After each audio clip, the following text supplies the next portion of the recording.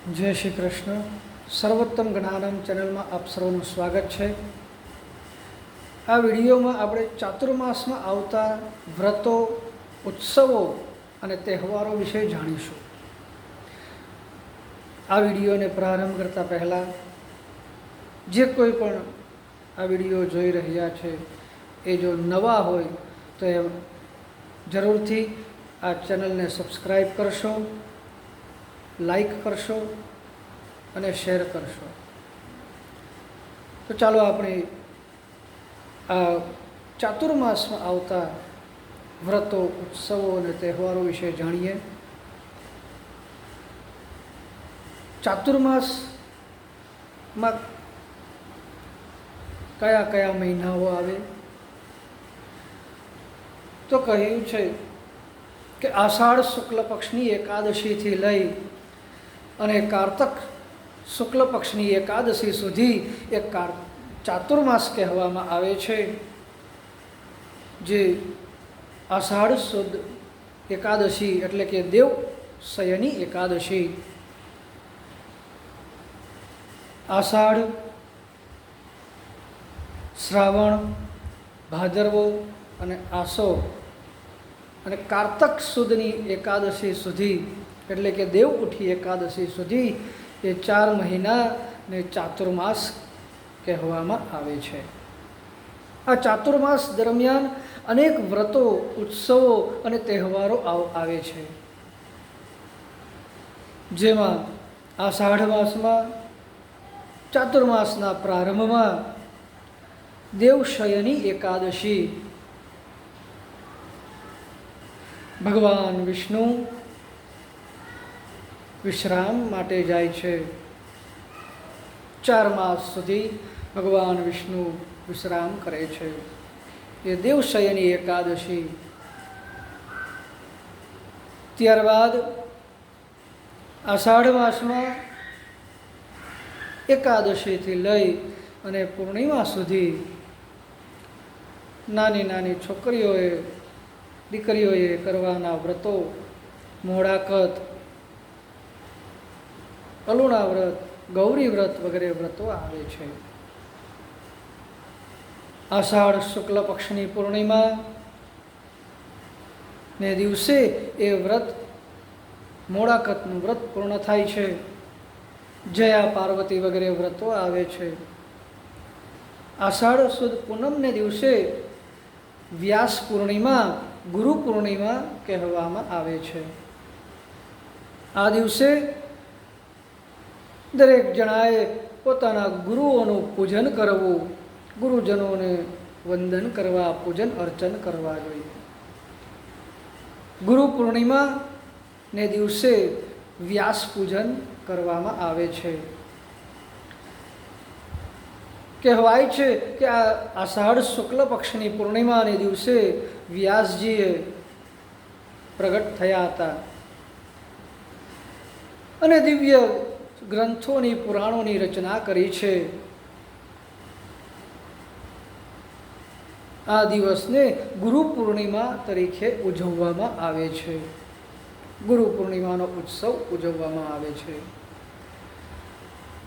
ત્યારબાદ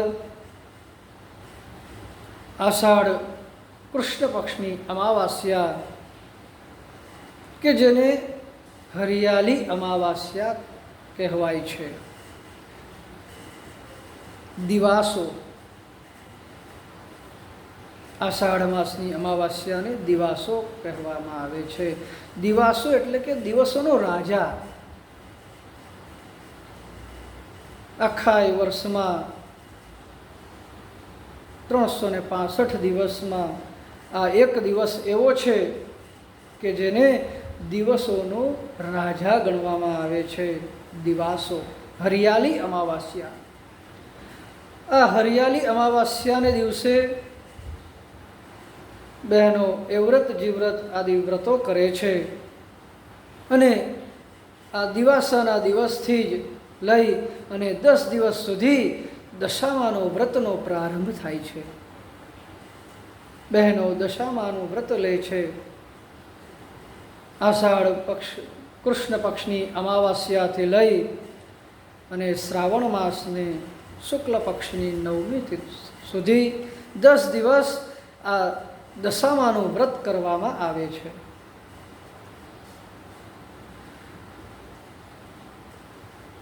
ત્યારબાદ શ્રાવણ માસમાં અનેક વ્રતો, તહેવારો, ઉત્સવો વગેરે આવતા હોય છે. શ્રાવણ માસમાં પણ રક્ષાબંધનનો ઉત્સવ કે જે ભાઈ અને બહેનનો ઉત્સવ છે, પ્રેમનો ઉત્સવ છે, ભાઈ બહેનના પ્રેમ લાગણીનો ઉત્સવ છે. 15મી ઓગસ્ટ એ આપણા ભારત દેશની આઝાદીનો દિવસ, આઝાદીનો ઉત્સવ ઉજવવામાં આવે. લોકો ધ્વજવંદન વગેરે કરી અને આનંદ માણે છે. શ્રાવણ માસમાં અનેક વ્રતો આવે છે. બોળચોથ, નાગપંચમી, શીતલા સપ્તમી, જન્માષ્ટમી, નંદ મહોત્સવ વગેરે ઉત્સવો અને વ્રતો આવે છે. બોળચોથનું વ્રત એ સૌરાષ્ટ્ર, કચ્છ વગેરે પ્રદેશોમાં બહેનો કરતા હોય છે. નાગપંચમી એ નાગ દેવતાનું પૂજન કરી અને બહેનો પ્રાર્થના કરે છે કે પોતાના કુળનું રક્ષણ કરજો. શીતલા સપ્તમીને દિવસે એ વ્રતમાં ટાઢું ખાવાનું કહ્યું છે.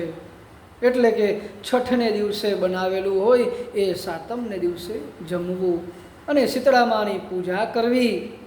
એ દિવસે અગ્નિ પ્રગટ ના કરવો, ચૂલો પેટાવવો નહીં. એ દિવસે ગરમ વસ્તુ ખાવી નહીં. એ દિવસે ટાઢું જ ખાવું જોઈએ.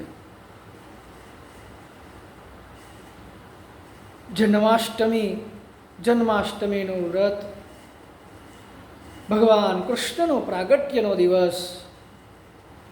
ભગવાન કૃષ્ણ બાલ સ્વરૂપે પ્રગટ થયા એ જન્માષ્ટમી. અને એના બીજે દિવસે 9મીને દિવસે નંદ મહોત્સવ ઉજવવામાં આવે. નંદ મહોત્સવનો ઉત્સવ ઉજવી સર્વ કોઈ આનંદ લે છે, આનંદ કિલ્લોલ કરે છે. આ શ્રાવણ માસમાં ભગવાન શિવજીની ઉપાસનાનો મહિનો કહ્યો છે. ભગવાન શિવજીનો રુદ્રાભિષેક વગેરે કરી ભગવાન શિવજીને લોકો પ્રસન્ન કરે છે. શ્રાવણ માસની અમાવાસ્યાને દિવસે ઘણા ખરા લોકો ભગવાન શિવજીને ઉપાસના કરે છે. આ આખો શ્રાવણ માસ ભગવાન શિવજીની ઉપાસના કરી અમાસને દિવસે પાર્થિવેશ્વરની મહાપૂજા પણ કરતા હોય છે.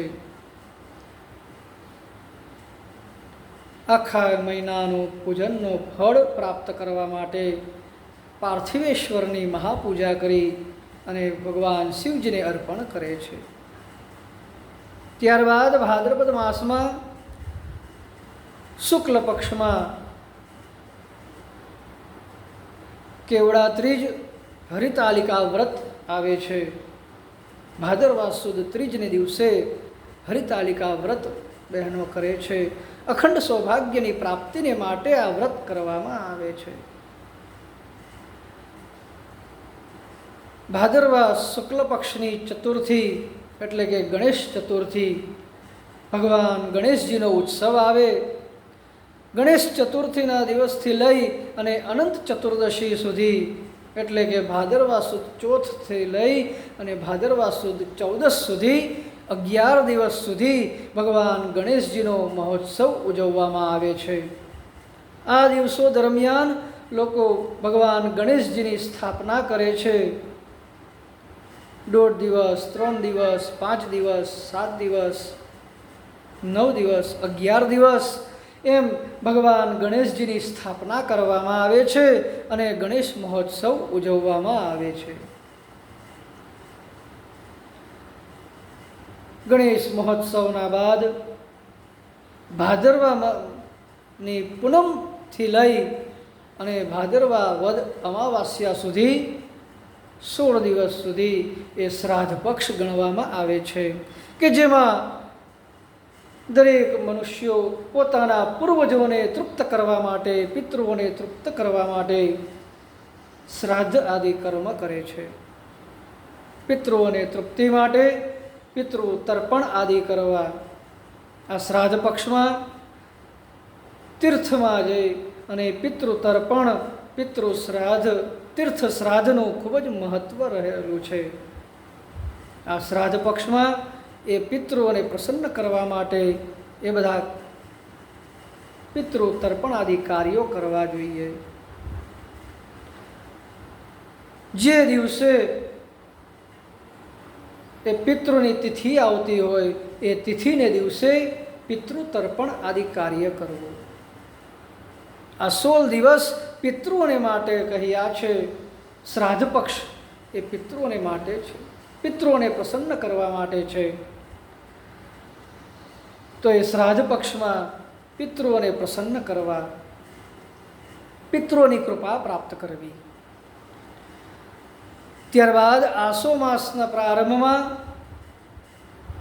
માતાજીના નવરાત્રિનો મહોત્સવ આવે.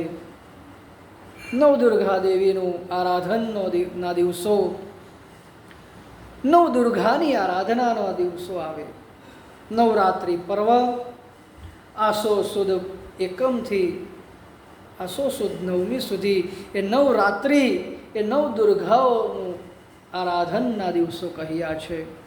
જેમાં મુખ્ય 3 દેવીઓની આરાધના મહાકાલી, મહાલક્ષ્મી અને મહાસરસ્વતી એ નવદુર્ગા સ્વરૂપે માં વિરાજમાન થાય છે અને નવરાત્રિનો મહોત્સવ ઉજવવામાં આવે છે. નવરાત્રિ વ્રત કરવામાં આવે છે. આસો સુદ દસમી, દશેરા, વિજયાદશમી કે જે દિવસે ભગવાન રામચંદ્રજીએ રાવણનો વધ કર્યો હતો, દશાનનનો વધ કરી સીતાજીને લઈ અને પાછા અયોધ્યા પધાર્યા હતા. એ વિજયાદશમીનો દિવસ એટલે કે વિજય પ્રાપ્તિ કરવા માટેનો દિવસ. વિજયાદશમીને દિવસે શસ્ત્રો વગેરેની પૂજા કરવી, શસ્ત્રો હથિયારોની પૂજા કરવી. આ ખૂબ જ મહત્વનો દિવસ છે શસ્ત્રોની પૂજા માટેનો. વિજયાદશમી, શરદ પૂર્ણિમા આદિ વ્રતો આવે છે. ત્યારબાદ આસો વદ એકાદશીથી લઈ અને દિવાળી પર્વનો પ્રારંભ થાય છે. દિવાળી મહોત્સવ, દીપોત્સવનો ઉત્સવ પ્રારંભ થાય છે. આસો વદ એકાદશી, દિવાળીનો પ્રારંભ, 5 દિવસ સુધી એ દિવાળીનો પ્રારંભ. વાઘ બારસ ને દિવસે ભગવાનનું પૂજન અર્ચન કરી ધનતેરસથીને માતા લક્ષ્મીનું પૂજનનો પ્રારંભ થાય. ધનતેરસના દિવસે લક્ષ્મી પૂજન કરવામાં આવે, કુબેર પૂજન કરવામાં આવે, ધન્વંતરીનું પૂજન કરવામાં આવે છે. કાળી ચૌદસને દિવસે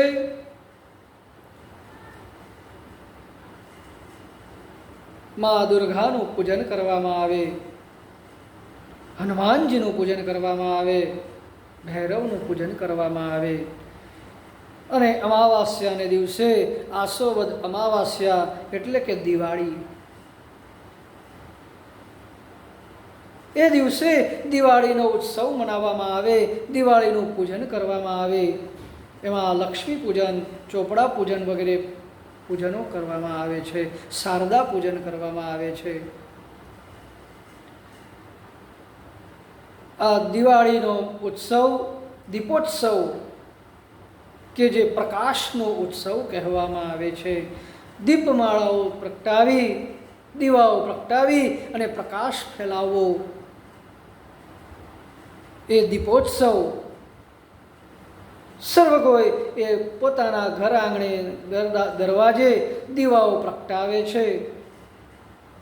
તુલસી ક્યારે દરવાજે દીવાઓ પ્રગટાવે અને આ ઉત્સવને માણે છે. ત્યારબાદ નવું વર્ષ, નૂતન વર્ષ. આ દિવાળીને દિવસે ગોવર્ધન પૂજાનું મહત્વ બતાવેલું છે કે આ રોજ દિવાળીના દિવસે ભગવાન કૃષ્ણએ ગિરિરાજને ધારણ કર્યો હતો અને ગોવર્ધન લીલા કરી હતી. એ દિવાળીના દિવસે ગોવર્ધન પૂજનનું મહત્વ બતાવેલું છે શાસ્ત્રોમાં. ગોવર્ધન પૂજન કર્યા બાદ નવા વર્ષનો પ્રારંભ થાય, નવું સંવત્સર પ્રારંભ થાય. કારતક શુક્લ પક્ષની દ્વિતીયા, જેને ભાઈબીજનો પર્વ તરીકે ઉજવવામાં આવે છે, જેને યમ દ્વિતીયા પણ કહેવામાં આવે છે. આ ભાઈબીજને દિવસે ભાઈઓ પોતાની બહેનને ત્યાં ભોજન કરવા માટે જાય તો એને અનેક ગણું પુણ્યનું પ્રાપ્ત થાય છે. આ દિવસે જો યમુનાજીમાં ભાઈ અને બહેન સાથે સ્નાન કરે તો એના ઉપર માં યમુનાજી અને યમરાજાની કૃપા વરસે છે.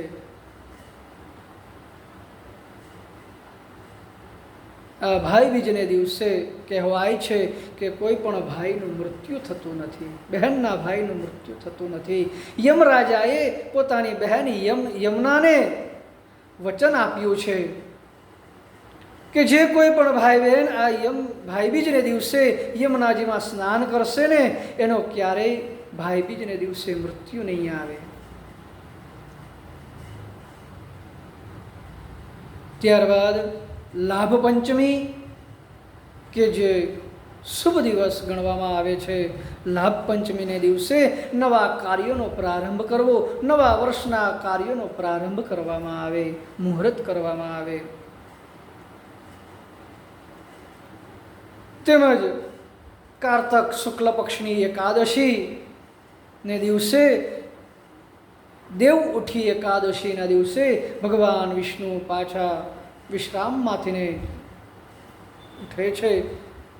એકાદશીને દિવસે જાગે ભગવાન, એટલે દેવ ઉઠી એકાદશીનું ઉત્સવ મનાવવામાં આવે. ચાતુર્માસની પૂર્ણાહુતિ અને શુભ કાર્યો, માંગલિક કાર્યોનો પ્રારંભ થાય છે. તુલસી વિવાહ વગેરે ઉત્સવ મનાવવામાં આવે, જેને દેવ દિવાળી તરીકે કહેવામાં આવે છે. આ ચાતુર્માસમાં આવા અનેક વ્રતો, ઉત્સવો, તહેવારો આવે છે. એમાં ચાતુર્માસના પ્રારંભમાં વૈષ્ણવોનો એક મોટો તહેવાર, ઉત્સવ કે જેને હિંડોલા ઉત્સવ કહેવામાં આવે છે. આષાઢ કૃષ્ણ પક્ષની દ્વિતીયાથી લઈ શ્રાવણ કૃષ્ણ પક્ષની દ્વિતીયા સુધી હિંડોલા મહોત્સવ ઉજવવામાં આવે છે કે જેમાં એ દિવસોમાં એક માસ સુધી હિંડોળા ઉત્સવ ઉજવવામાં આવે કે જેમાં દરરોજ અલગ અલગ પ્રકારના હિંડોળા શણગારવામાં આવે અને એમાં ઠાકોરજીને બેસાડી અને ઝુલાવવામાં આવે છે. આ હિંડોલા ઉત્સવ એ વૈષ્ણવોનો મોટો ઉત્સવ છે. આમ આવા અનેક ઉત્સવો, પર્વો, વ્રતો આ ચાતુર્માસમાં કરવામાં આવે છે.